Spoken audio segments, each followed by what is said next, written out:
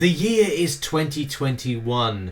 I wave my arms about in order to, I don't know, start off a video. Yes, hello everybody, welcome to a farming guide for boosts in Marvel Contest of Champions. Boost farming in-game is actually very important. It's not like the tippity top when it comes to important, but it's something that is important to players to get through content a lot easier if you have a load of boosts. You get various different boosts, class-specific champion boosts, arena boosts. You can have things that are Alliance Wars boosts, things that just help out in different kind of ways. And they're on screen right now. Now, where do you get these from? How do you farm them? Well, there's some very easy steps which I'm going to go over and some that require a little bit of effort. If you go to your store, and it's always important to keep an eye on your store, first of all because there's buying bundles with units, they're very simple to grab, and they can be some of the very kind of like top ones, like 30% champion boost, which impact on giving you better health pool stats and better attack stats for a limited time. Sometimes it's a larger length of time, which is really handy. If it's an hour, that's great. That can be really helpful for certain players if you're going, well, I want to do some of that more difficult permanent content, but I'm like, well, I'm not really punching off much in the way of damage, or I'd like more damage, or I don't want to run suicide masteries and therefore want to kind of do as much damage as possible. That's when that is applicable and handy, like the Shang-Chi challenge, for example, that was recently put in, or as well some stuff with Act 7.1, 7.2, depending where you are at with the game. Could be even helping you early progression or pushing you to get uncollected, Cavalier or Thronebreaker for the very first time. So boosts are very important.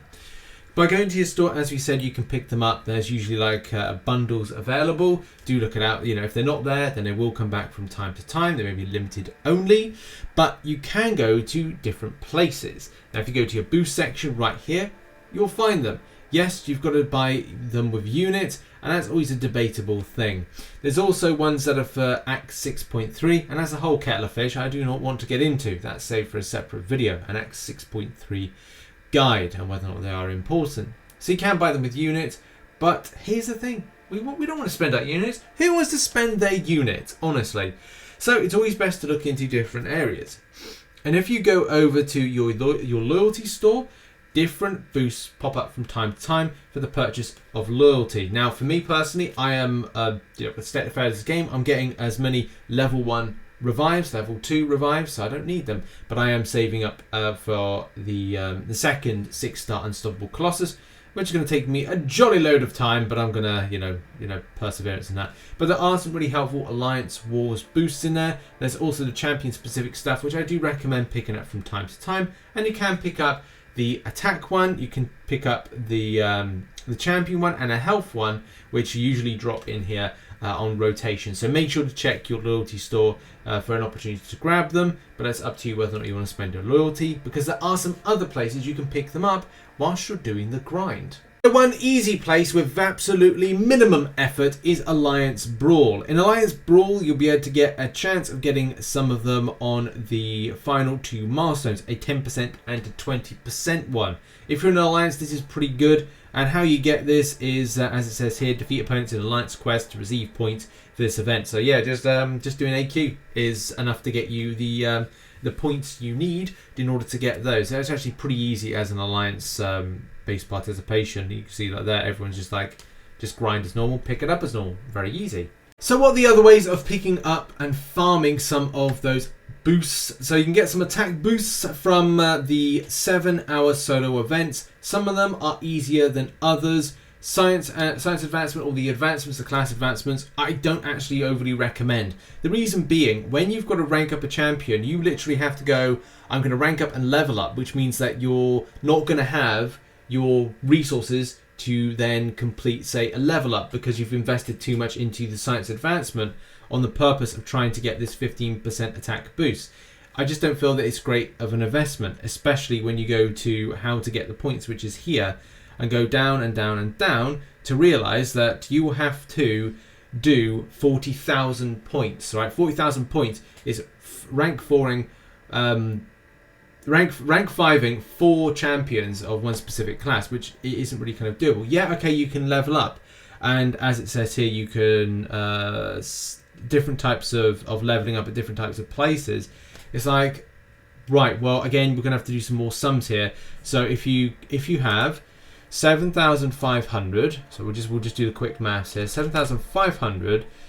No, 7,050 times. Let's just say 65 levels, which is there for a rank 5 star, is 48,000 points. So you would need to rank up and level up to a huge amount. And that's the thing. It may leave you with a bit of a deficit for you to go, oh, I've got a level up event coming this week. I've just used all my resources. Whereas your take home would be theoretically better for the units, the health potion, and the revive by doing that, as opposed to just the attack boost that you're looking to highlight and grab this time. So I just don't think that there's any kind of like merit to it.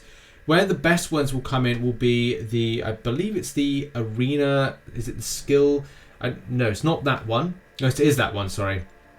This is better. So doing any of the arena ones is actually better to do because it's like 40,000.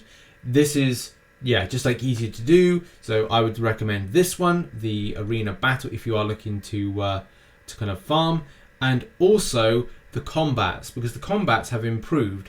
So use a X class champion, whatever the class is, and win a fight with the light attack as the last hit.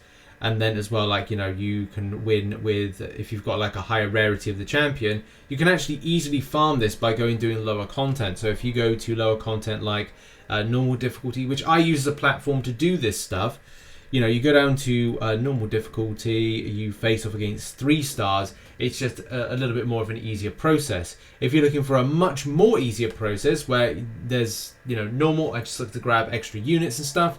But if you go to Road to Labrynth for anything like special content Kabam have put in, that requires 0 energy spend. Or you go to Road to Labrynth, which is in your special quest. If you've unlocked it, there's a first quest which has like 1 energy per tile, and you can just use your rarest champion at the rarest class possible and then spam through it. I mean, you know, it makes perfect sense to do it that way. So those 2 I'd recommend if you are farming those different types of boosts, and mainly the attack boosts for those types of things. Now we've got to move on. And you're probably saying to yourself, well, there must be something else. Well, as you're doing all those different types of solo events, which are spot on for collecting boosts, you'll be able to see that you're picking up these things called solo crystal shards. You can say I've got 1.4 mil, and I'm keeping them for a length of time because I've heard a few rumors about what could be entering into them. So it's up to you whether or not you want to hoard as well, but you know, I'm going to see what happens. I've got, what is it, 100 and... I maybe done my sums wrong, 140 to kind of like, to use. But they are pretty good. We've got 3 here of the Supreme Solo Crystals. There's some lower ones as well, which do give an opportunity. Like if you click on them there, you get to find out what's in them. XP boosts, arena boosts. Arena boosts are very helpful, by the way. You can in arena get arena boosts by doing different milestones, but those are the things that I kind of would recommend. Now you get lesser boosts in the greater ones, so look out for that. That's kind of like, again, you know, a good process. I got 3 here of these ones, and I could get lucky. Yeah, okay, I got lucky. That's good for the video, so I don't have to open up a load of these. But look, in just 3, I managed to pick myself a 10% attack boost, a lesser champion boost, which is good. Now, at times there are some better ones within here, but it's all helpful. Like you get the attack ones, I think you get the health ones, and you get the champion ones. So those are from very low end effort. If you're doing the different types of 7-hour solo events, which we talked about, and also some of the 22-hour ones, which give the units the revives and health potions, you are maximizing your take home when you go to these crystals, pop them open, and boom, there you'll see a load of those boosts. So that's the best processes and the grind guide when it comes to how to farm boosts in Marvel Contest of Champions. Boosts are a lot more important than you might think, and they help getting through a lot of kind of like endgame content, especially if you're looking to get some of those progression titles and making some real gains. Hope you enjoyed the video. Make sure as well to check out some content located on screen right now, and I'll see you all very soon. Have a lovely day, whatever you're doing. Much love.